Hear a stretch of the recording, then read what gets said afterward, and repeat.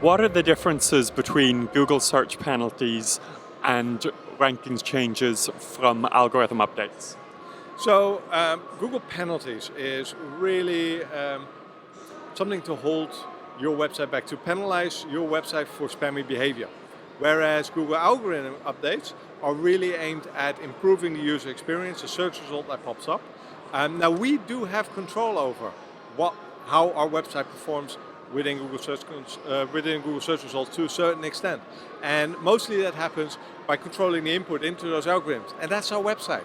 That's our website, our HTML, our link signals, our on and off page signals. That's what we're sending into the algorithms. And when an algorithm update takes place and we go down, then we need to tweak what goes into those algorithms to get the desired changes on the other side of that algorithm. With a penalty, when a penalty gets applied, then you have to file for a reconsideration request. You don't have a way otherwise to get out of it.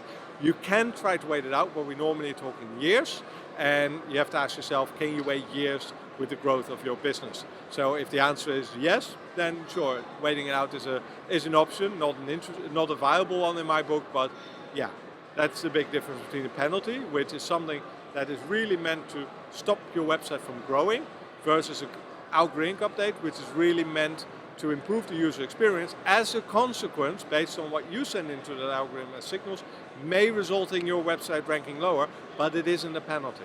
It's very important, it's not a penalty. Very short analogy that might actually make it a little bit more clear. If you drive down the road and you use a navigation system, let's say you're on the highway, and you have a navigation system and you miss your exit. The navigation system will redirect you to a new route to get to your final destination. It will take more time to get there.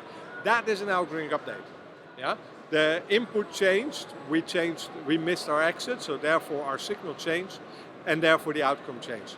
Now, if it was a penalty, our tires would be slashed and we wouldn't go any further. So that is the difference with a penalty. An update versus a penalty. Do you feel that updates and amendments to the algorithms are effectively communicated? And do you feel that penalties are effectively communicated? So penalties are very well communicated through the Google Search Console. If you're an affiliate, I would also recommend that you do add your website to Google Search Console as a domain property. If you haven't done that, very important, because then you get the full data of your website. So double check that if you have or have not done that yet. But yes, penalties are being communicated pretty effectively by Google. Now, algorithm updates, there's so many happening on a day-to-day basis. We're talking 8 to 9 updates on a year, on a per day basis. So we're talking over 3,200 on a yearly basis just from last year. So that's a lot of updates, and no, they're not being communicated through Search Console, and they shouldn't be, because not every update actually impacts your website. The really big ones, you will see it, but you see it in Google Search Console, because in Google Search Console you can see a performance report. And with the performance report, although it is not certain if the update was the cause of your drop or climb of visibility within Google Search Results, it will give you a hint that it did happen in the first place and the date when it happened. So as indirect communication, the Google algorithms updates, you can see that with the performance report within Google Search Console. And looking at the gambling affiliate sector specifically, what are your thoughts on the standard of SEO expertise? And are there any other industries that stand out as one that gambling affiliates should look to emulate? So a lot of affiliates I see have their website, they're really focused on traffic not coming from SEO sources, which is perfectly fine. They are missing out on potential opportunities. There are obviously a few parties in the affiliate industry, gambling industry for example, that are very active on SEO, but the majority of, especially bigger players, they don't invest that much in SEO. So I do think they can do better, especially the bigger brands. I do see options there and opportunities missed kind of thing. Where I think that a lot of affiliates, be it small or be it big, can take learnings from another vertical that is very similar to the gambling industry, for example, is the other affiliation industry called the travel industry. The travel industry is this industry that spreads throughout every country, worldwide, is based, like the primary income base there, payment revenue stream is affiliate based. Everyone takes a little bit of everything. and with travel agents and booking systems and whatever, everything is affiliate based almost there as well.